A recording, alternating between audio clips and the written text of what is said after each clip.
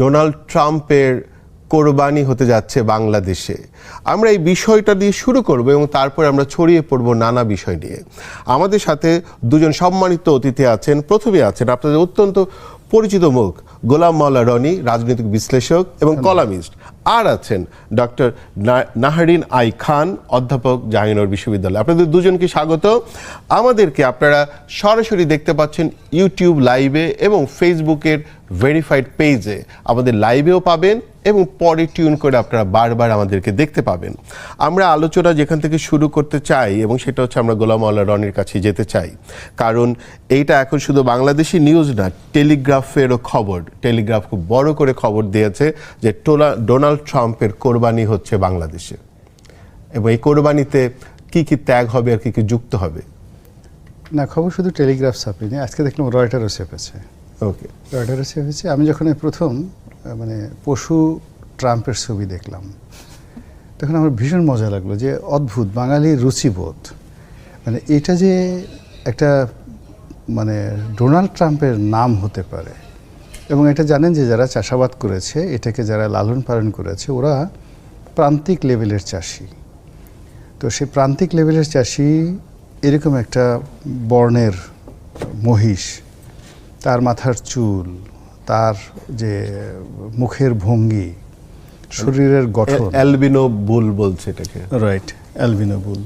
তো এর সঙ্গে যে এরা কিন্তু কোনো জাহাঙ্গীরনগরের ইউনিভার্সিটির কোনো অধ্যাপক নয় বা গোলাম মোল্লা রনির মতো কোনো কলামিস্ট নয় যে আমরা হয়তো মিলিয়ে দিলাম এটা, কিন্তু এদের কমন সেন্স এত বেশি, এরা মুহূর্তের মধ্যে এটাকে একটা ইন্টারঅ্যাক্ট করে ফেলেছে যে এই পশুটার নাম আসলে ডোনাল্ড ট্রাম্পই হওয়া উচিত। This is the first thing. তো এটা আমাদের একটা স্বাভাবিক প্রাপ্তি যে আমাদের দেশে অন অ্যাভারেজে সাধারণ মানুষ যারা আছে তাদের আন্তর্জাতিকতা, তাদের জ্ঞান, তাদের সেন্স অফ হিউমার, ঘৃণা জানানোর ভাষা সব মিলিয়ে এটা অনন্য, নাম্বার ওয়ান। নাম্বার টু হলো যে আমাদের পত্রপত্রের মিডিয়াগুলো এটা যখন খুব লাইমলাইটে নিয়ে আসলো, এবং একই সঙ্গে এই সেম ঘটনাকে আন্তর্জাতিক মিডিয়াও লাইমলাইটে নিয়ে আসছে, ইট মিনস যে ডোনাল্ড ট্রাম্প নামক যিনি আছেন এই মুহূর্তে আমেরিকার প্রেসিডেন্ট রূপে, তার আচার আচরণ মানুষ আর মানুষের মতো মনে করছে না, তার আচার আচরণ পশুর মতো মনে করছে, তার গোয়ার্তুমি অনেকটা মহিষের মতো। আপনি জানেন যে প্রকৃতিতে যে সকল প্রাণী গৃহপালিত পোষ তো এই পোষ মানা প্রাণীর মধ্যে সবচেয়ে হিংস্র হলো মহিষ। মহিষের মতো এরকম কোনো হিংস্র নেই, এবং এদের হিংস্রতা অনেক সময় বাঘ কিংবা সিংহর চাইতে বেশি হয়ে পড়ে তারা যখন রাগ হয়ে যায়। তো এরকম ডোনাল্ড ট্রাম্প হলো ওইরকম ঠিক মহিষের এইটার চরিত্রের মতো। সে পোষ মেনেছে, আমেরিকার মতো একটা চেয়ারে বসেছে, তো সেই দিক থেকে সে গৃহপালিত। আর তার যে স্বভাবটা, সেই একটা বুনো মহিষের মতো একটা স্বভাব। সেই অল্প সময়ের মধ্যে যে কাজটা সে করেছে মাদুরোর সঙ্গে, ভেনেজুয়েলার সঙ্গে, যে নৃশংসতা সে চালিয়েছে গাজাতে, এবং যে নির্মমতা সে এখনও চালাচ্ছে ইরানে, এবং ইরানের এই ঘটনাকে কেন্দ্র করে সে ইয়েমেনে হুতিদের সাথে খারাপ আচরণ করছে এবং জুলুম চালাচ্ছে, এবং পার্শ্ববর্তী রাষ্ট্র লেবানন, সেখানেও মারাত্মক সে যে যাকে বলা হয় তাদের জীবন তছনছ করে ছেড়ে দিয়েছে আর একজন বদমাইশের সঙ্গে একত্র হয়ে, সেটা হলো নেতানিয়াহু। তখন আমরা ছোট একটা দেশ, আমাদের ক্ষেপণাস্ত্র নেই, আমাদের যাকে বলা হয় তাকে ঘৃণা জানানোর ভাষা নেই, কিন্তু বাংলাদেশে এই মুহূর্তে আমরা অনুভব করছি যে আমেরিকার সঙ্গে আমাদের যে একটা চুক্তি হয়েছে, চুক্তি হওয়ার ফলে এই যে আমেরিকার যে বুনো স্বভাব, আমেরিকার যে স্বার্থপরতা, এবং এই যে মানুষকে লুট করার যে একটা অদম্য যাদেরকে বলা হয় নির্মমতা এবং নৃশংসতা, এটা সম্ভবত আমাদের দিকে ধেয়ে আসছে, এবং এই মেসেজটি প্রান্তিক লেভেলের জনগোষ্ঠীর মধ্যে চলে গেছে, এবং এই কারণেই মনে হলো যে আমাদের যে প্রান্তিক জনগণ তারা কনসার্ন হয়ে একটা মহিষের নাম ডোনাল্ড ট্রাম্প দিয়েছে। আপনার প্রশ্ন, এখান থেকে আমরা পেলাম কি? What is our achievement? আমাদের পেলাম হলো যে আমাদের একটা আত্মবিশ্বাস আমরা পেলাম যে বাংলাদেশে যা কিছু হচ্ছে এই ব্যাপারে আমাদের দেশের জনগণ সচেতন। আমেরিকার মতো একটা রাষ্ট্রের যে যাকে বলা হয় স্বার্থপরতা, আমাদের এরকম একটা গরিব দেশকে লুণ্ঠন করার তাদের যে মনোবৃত্তি, আমার কাছে মনে হয় যে এটা ব্রিটিশদের তুলনায় মানে আরও নির্মম। এর কারণ হলো 1756 সালে যখন এই ব্রিটিশরা আমাদের এই দেশে যুদ্ধ করেছে, তখন তারা খুবই গরিব ছিল। আপনি অবাক হয়ে যাবেন যে বাংলা, বিহার, উড়িষ্যার যে জিডিপি ছিল তার 100 ভাগের 1 ভাগ জিডিপিও কিন্তু ইংল্যান্ডের তখন ছিল না, খুবই গরিব ছিল। তারা এই দেশে আসতো এবং মূলত জলদস্যু প্রকৃতির তাদের ছিল, ট্রেড অ্যান্ড কমার্স করতো, কিন্তু সুপার পাওয়ার তো দূরের কথা, পাওয়ার হিসেবে সভ্য দেশ হিসেবে গড়ে তোলেনি। তো সেই সময়টাতে ধরেন তারা যে কোনো কারণে বাংলাদেশে চুরিচামারি করেছে, রাষ্ট্র ক্ষমতা দখল করার জন্য বাংলাদেশের ট্রেজারি দখল করার জন্য একটা কাজ করেছে। এটাকে আমরা ধরে নিয়েছি যে বর্গীরা যে কাজ করেছে, মগেরা যে কাজ করেছে, অন্যান্য জলদস্যুরা যে কাজ করেছে। কিন্তু আমেরিকা কি করছে? তারা এখন বলছে আমরা পৃথিবীর সবচেয়ে সভ্য দেশ, তারা এখন বলছে আমরা পৃথিবীর সবচেয়ে শক্তিশালী দেশ, আমাদের এটা আছে ওটা আছে। তো সেটা নিয়ে আমাদের যাদের কিছু নেই, পরনের কাপড় ছাড়া আমাদের আর তেমন কিছু নেই, তা আমাদের এখান থেকে কেন তাদেরকে টাকা নিতে হবে? একটা ভিক্ষুককে, একটা অসহায় মানুষকে যখন কেউ লুণ্ঠন করে, ডাকাতি করে, তদ্রুপ বাংলাদেশের মতো একটা রাষ্ট্রকে যদি আমেরিকা শোষণ করে, এর চেয়ে ঘৃণিত কোনো বিষয় থাকে না। আমরা যেখানে রিক্সা চালাতে পারছি না, যেখানে আমরা তেল কিনতে পারছি না, যেখানে আমাদের দৈনন্দিন সামনে যে খাদ্য চাহিদা আসছে, সেই খাদ্য চাহিদা পূর্ণ করার জন্য আমাদের বেশি না 5-6 হাজার কোটি টাকা দরকার। এর সামনে যেটা আসছে 5-6 হাজার কোটি টাকা কোথায় পাবো? It's not even $500 billion. তো সেই টাকা নেই, অথচ দুর্ভিক্ষ আমাদেরকে তাড়া করছে। আর ঠিক সেই সময় আমাদের ঘাড়ের উপরে প্রায় 40,000 কোটি টাকার একটা দেনা, মানে প্লেন কিনতে হবে, এরকম একটা শর্তের মধ্যে তারা আমাদেরকে ঢুকিয়ে ফেলেছে। এই যে বিভৎসতা, এই যে নির্মমতা, সেই নির্মমতাটা আমরা এখন ডোনাল্ড ট্রাম্পকে জবাই করে, কুরবানি করে মনের একটা আনন্দ মেটাবো। হচ্ছে খুবই মুগ্ধ হয়ে রনি ভাইয়ের কথা শুনছিলাম, এবং এই রনি ভাইয়ের কথা থেকে আমার মাথায় দুটো প্রশ্ন এসছে। একটা হচ্ছে যে, যেমন ধরেন যে শুধু ডোনাল্ড ট্রাম্প না, মানে এটা তো রসবোধ, মানুষের একটা রসবোধ থাকে। আমি নারীকা, যেমন ধরেন আমাদের এখানে ইশাখা নামেও গরু বিক্রি হচ্ছে, নেইমার নামে গরু বিক্রি হচ্ছে, এরকম প্লেয়ারদের নামে নানা ধরনের গরু বিক্রি হচ্ছে। তো এই বিষয়টাকে ধরেন আপনি কিভাবে দেখেন? সবসময় যে আসলে মানুষ ঘৃণার জায়গা থেকে করে তাও না, মানে তার নানা রসবোধ থাকে। হ্যাঁ, যেমন মানে এখন গরুর নামগুলো এরকম দেবে কিনা, বা ধরেন এই মুহূর্তে আমি জানি না, মানে ধরেন আমাদের রাষ্ট্রপ্রধান বা আমাদের এদের নামেও যদি গরু বিক্রি হতো, তাহলে কি আমাদের দেশের মানুষ খেপে যেতেন, নাকি সেটাকে উদযাপন করতেন? বা ধরেন বিরোধী দলের নেতার নামে, বা এরাও তো বড় বড় মানুষ, তাহলে কি হতে পারতো? এই কথাটাই আমি আসলে আপনাকে বলতে চাচ্ছিলাম যে রনি ভাই তো সবসময় অনেক সুন্দর কথা বলেন, এবং রনি ভাইয়ের একটা গুণ আছে, একটা জায়গা থেকে শুরু করে এত বিস্তৃত হয়, পরে আমার মনে হয় যে আসল কথাটা কি। হ্যাঁ, তো ওই জায়গা থেকে আমি যেটা বলতে চাই যে আপনি যখন অনেকগুলো নাম বলছেন, চিন্তা করেন তো বাংলাদেশের হাটে একটা গরুর নাম শফিকুর রহমান। মানে এটা যদি হয় তাহলে জামাতে ইসলামী কি করবে, তাই না? তাহলে আপনি দেখেন অনেক তো আমেরিকার বদনাম চললো। আমেরিকা যেরকম একটা ডোনাল্ড ট্রাম্প দেখে আমাদের মিসাইল মারছে না, এটা কি আমাদের এক ধরনের সৌভাগ্য না? সে তো একটা পরাশক্তি, তাই না? এক দেশ অ্যাটাক করছে, ওই দেশে এটা করছে, তাদের ভয়াবহতার কথা আমরা শুনলাম। তাহলে এই যে পরমত সহিষ্ণুতা, হ্যাঁ, বা এই যে পলিটিক্যাল রেটরিক, বা এগুলোতে প্রতি শ্রদ্ধাশীল হতে হবে। আপনি দেখেছেন জনাব তারেক রহমানকে নিয়ে কার্টুন আঁকা হয়েছে, হ্যাঁ, উনি কিন্তু নিজেই সেটাকে শেয়ার করেছিলেন। তার মানে এই পরমত সহিষ্ণুতা থাকাটা খুবই গুরুত্বপূর্ণ। আবার আপনার মনে পড়ে যে একটা ছোট্ট বাচ্চা একসময় শেখ মুজিবুর রহমানের ছবি এঁকেছিল, ছবিটা ঠিক ওরকম হয়নি দেখে কত ধরনের গন্ডগোলের ভেতর দিয়ে এই দেশকে যেতে হচ্ছে। আমি সবসময় বিশ্বাস করি যে রাজনীতি বলেন বা টকশোর ময়দান বলেন বা যেখানেই বলেন, পরমত সহিষ্ণুতা একটি বড় গুণ। বলি ছবির রাজনীতি তারপরে হচ্ছে বাউফলে, কিন্তু বাউফল বলে যে জায়গাটা, যেখানে একটা ব্রিজ হওয়ার কথা, সেইখানে কিন্তু যেখানে হওয়ার কথা ছিল, প্রোগ্রামটা হওয়ার কথা ছিল, হতে পারেনি, কারণ মঞ্চে প্রধানমন্ত্রীর ছবি ছিল না বলে প্রতিবাদ এবং পাল্টা ধাওয়া। এই কথাটাই বলতে চাই, আসলে এটা তো আসলে পার্টিকুলারলি কোনো প্রধানমন্ত্রী, কোনো দল বা সেগুলো না।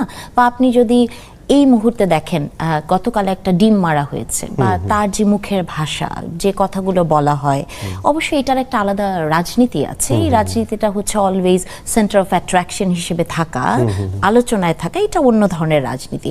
সেই কথাটাই বলতে চাই, এটা আসলে কোন প্রধানমন্ত্রী, কোন রাজনৈতিক দল, সেগুলো না, কিন্তু এই যে পরমত সহিষ্ণুতার একটা বিশাল ঝামেলা হয়ে গেল এই দেশে, এটাকে আপনি কি বলবেন? ধরেন আপনি আজকে নাম দিয়েছেন যে ত্যাগেই সুখ, ভোগে নয়, কিন্তু আমরা না কি করি জানেন মান্নু ভাই, আমরা ভোগকে ত্যাগ বানিয়ে ফেলি। ধরেন আপনি ত্যাগ কি? জাকাত ত্যাগ হতে পারে, তাই না? এক ধরনের ত্যাগ। কুরবানি এক ধরনের ত্যাগ, এইটা কিন্তু আপনি ত্যাগ, কুরবানি এক ধরনের ত্যাগ, এইটা কিন্তু আপনি যখন সেটাকে হাদিয়া নামে দিবেন, সেটা কিন্তু ভোগের জায়গায় চলে যায়। তার মানে আমরা এমন একটা পলিটিক্যাল সিস্টেম, একটা নেক্সাস তৈরি করেছি যে আপাত দৃষ্টিতে আপনার কাছে সেটা ত্যাগ মনে হচ্ছে, কিন্তু আসলে আপনি ভোগকেই ত্যাগে ট্রান্সফর্ম করছেন। সো এটা খুবই ইন্টারেস্টিং একটা আইডিয়া এই সোসাইটিতে। এবং এই রাজনৈতিক দলগুলো, আমরা যে রাজনৈতিক দলগুলো দেখি, তারা এক ধরনের এটা একটা পলিটিক্যাল এন্টারপ্রেনারশিপ তৈরি করে, এই জায়গা থেকে এই কাজগুলো হয়। তো যে কথাটার মধ্যেই ছিলাম যে আমি, যদি আপনি আমার ব্যক্তিগত জায়গা থেকে জিজ্ঞেস করেন, পলিটিক্যাল রেটরিক বিউটিফুল, কিন্তু এমন কোনো রেটরিক করার উচিত না, বা এমন কোনো জায়গায় যাওয়া উচিত না যে যেটি একটি ব্যক্তিগত কোনো সহিংসতার জায়গায় যায়, অথবা মানুষের মনে কষ্ট লাগে, সেটাকেও বিবেচনার মধ্যে আনতে হবে। আপনি লাস্ট কয়েক মাসে দেখেছেন, বা আমরা পার্টিকুলারলি, এই কথাটা আমি সব জায়গায় বলি, যে আমরা নারীরা যারা কথা বলি, বা আমাদের নিয়ে যা করা হয়, যা বলা হয়, যেসব ছবি লেখা হয়, দেয়া হয়, বা আপনি দেখেছেন লাস্ট কয়েকদিন ধর্ষণের ঘটনা ঘটেছে। আপনি মনে করতে পারবেন কিনা জানি না, আসিয়ার সময় আমার ছবি বা কাজী জেসিন, এদের ছবি দিয়েও আমাদেরকে বলা হয়েছে যেরকম করা উচিত আমাদেরকে, জাইমা রহমানকে নিয়ে লেখা হচ্ছে। তো তার মানে হচ্ছে এই যে পুরো একটা সোসাইটি তৈরি হয়েছে, যে আমেরিকার তো এই জায়গাটা আছে যে আপনি ডোনাল্ড ট্রাম্পকে গরু বানালে আপনার দেশে মিসাইল মারছে না, কিন্তু এই সেম জিনিসটাই সেটি বাংলাদেশের প্রধানমন্ত্রী হোক, ডোনাল্ড ট্রাম্পের দেশেও এটা করা সম্ভব, মানে করা হয়, এবং করে তারা, মানে হয়, ক্রমাগতভাবে করছে। কিন্তু তার মানে কিন্তু আবার এটাও না যে ওইসব দেশগুলোতে যে ফ্রিডম অফ স্পিচের আমরা কথা বলি, কানাডাতে দেখবেন যে কানাডার মতো একটি দেশে ফ্রিডম অফ স্পিচ, যেখানে সবচেয়ে গুরুত্বপূর্ণ বিষয়, তাদের সংসদেও কিন্তু বিল পাশ হয়েছে, হেট স্পিচ ছড়ানো যাবে না। কিন্তু বাংলাদেশের মতো একটি দেশে যখন আপনি ডোনাল্ড ট্রাম্পকে নিয়ে হাস্যরস করছেন, সেটাই কোনো সমস্যা না, কিন্তু যখন আপনি যাকে পূজা করেন, আপনার যে নেতা, তাকে নিয়ে যখন আপনি করবেন, তখন রায়ট হয়ে যায়। তাহলে এটাকে এক ধরনের পলিটিক্যাল দ্বিচারিতা না? তো এই দ্বিচারিতা থেকে তো আমাদেরকে আসলে বের হতে হবে। মানে রনি ভাই একটা কথাও উত্থাপন করেছেন, যে যেমন ধরেন যে গরু, মানে আমাদের যে আমেরিকান যে চুক্তি, মানে আমাদের যেমন একটা খামারিদের গত কয়েক বছর ধরে অলমোস্ট আমরা প্রায় স্বয়ংসম্পূর্ণ হয়ে পড়েছি গরুতে, বা গরু উৎপাদনে বা তার মিটে। তাহলে কিন্তু ওইখানে কিন্তু আমরা এই চুক্তি করে এসেছি। এখন আমাদের খামারিরা কি বাঁচবে এই চুক্তির আওতায়? যখন থাকবে, সে কি বাঁচবে? রনি ভাইয়ের কথাতেই এটার উত্তর আছে, যে একটা গরিব দেশ, তাই না? যখন একটা গরিব দেশ থাকে, তার তো আসলে অনেক কিছু চিন্তা ভাবনা করতে হয়। আমেরিকা তো দূরের কথা, আমরা কি আমাদের পাশের দেশ দ্বারা নিষ্পেষিত না? নিষ্পেষিত অনেক জায়গা, আপনি কালচারাল জায়গাতে দেখেন, সব কিছুতে নিষ্পেষিত। এই চুক্তিটা করা ছাড়া আমি জানি না যে উপায় ছিল কিনা, কারণ রিভিউ করার তো জায়গা, হ্যাঁ, রিভিউ করার জায়গা আছে, কিন্তু চুক্তি একটা জায়গা দেখেন, শুধু তো বাংলাদেশ করে নাই, প্রচুর দেশ এটা এইরকম চুক্তি করেছে, তবে রিভিউ করার জায়গা আছে। এবং আমি মনে করি যে এই সরকারের একজন উপদেষ্টা ডক্টর জাহিদুর রহমান সেদিন কিন্তু প্রেস কনফারেন্সে বলেছেন যে এটাতে রিভিউ করার জায়গা আছে, অবশ্যই দেশটি হয়তো রিভিউ করবে। আমি মনে করি যে সরকারটি ক্ষমতায় আসে বলে বাংলাদেশ ফার্স্ট, এবং চুক্তিটা তো আসলে এই সরকার করে নাই, তার উপর চেপে বসেছে, তো ওরকম একটা জায়গা থেকে নিশ্চয়ই সরকার এটাকে রিভিউ করবে, এটা আমরা আশা করছি। পরিষ্কার। আচ্ছা, আমি একটু রনি ভাইয়ের কাছে একটা জায়গায় যাই। রনি ভাই কথা বলতে বলতেছিল যে আমাদের ইকোনমির অবস্থা এমন হয়েছে, আমরা রিকশায় পর্যন্ত চালাতে পারবো কিনা বা চড়তে পারবো এরকম। তখনই আমার মনে পড়লো যে গত পরশুদিন আমেরিকান এম্বাসি বাংলাদেশে কিছু রিকশা ছেড়েছে আমেরিকান ফ্ল্যাগ সহ। অতএব আপনার মনে রিকশার সমস্যাটা সমাধান হয়ে যাচ্ছে? না, এটা তো একদিকে হলো যে মানুষের দারিদ্রতা নিয়ে যখন মানুষ ঠাট্টা করে, মস্করা করে, এটা এক ধরনের, সে যেটাকে রেটরিক বললো, যেটা হাই কোয়ালিটি রেটরিক। এখন এই যে আমেরিকার যে রাষ্ট্রদূত আসছে, একটা অদ্ভুত প্রকৃতির, এরকম সুন্দর রাষ্ট্রদূত আমি কখনো দেখিনি। বিশাল লম্বা, 5 ফিট থেকে 7 ফিট হবে। তার পাশে মানে আর্য আর্য, তার পাশে যদি আমাদের প্রধানমন্ত্রীকে দাঁড়া করানো হয়, মোটামুটি কেমন দেখাবে জানি না, তবে জামাতের সভাপতি ডক্টর শফিককে যদি দাঁড়া করানো হয় ভীষণ রকম অদ্ভুত লাগবে। এত লম্বা, এত সুন্দর। আপনাকে কি গালিভার্স ট্রাভেলস রিকল করবে? রাইট, গালিভার্স ট্রাভেলস রিকল করবে। তো সেই লোক যে কাজকর্ম করছে, মানে একে ইচ্ছে করেই বোধহয় ডোনাল্ড ট্রাম্প বাংলাদেশে পাঠিয়েছে। এ যখন কোনো সরকারি অফিসে যায়, কারো পাশে বসে, তাকে এমনি দেখলেই মনে হয় এর মানে অধীনস্থ, হি ইজ দ্য বস, আর বাকি পাশে যে বসে আছে সে হলো তার অধীনস্থ। তো এটা একটা আমেরিকান পলিসি, নাম্বার 1। নাম্বার 2 হলো হচ্ছে এত কিছু রেখে কতগুলো আমেরিকান পতাকা সম্বলিত রিক্সা ঢাকা শহরে ছাড়লো। এটা আমাদেরকে বোঝালো আসলে তোমরা আসলে রিক্সার জাতি, রিক্সাই তোমাদের প্রাপ্য, অতএব তোমরা এই রিক্সা নিয়ে থাকো।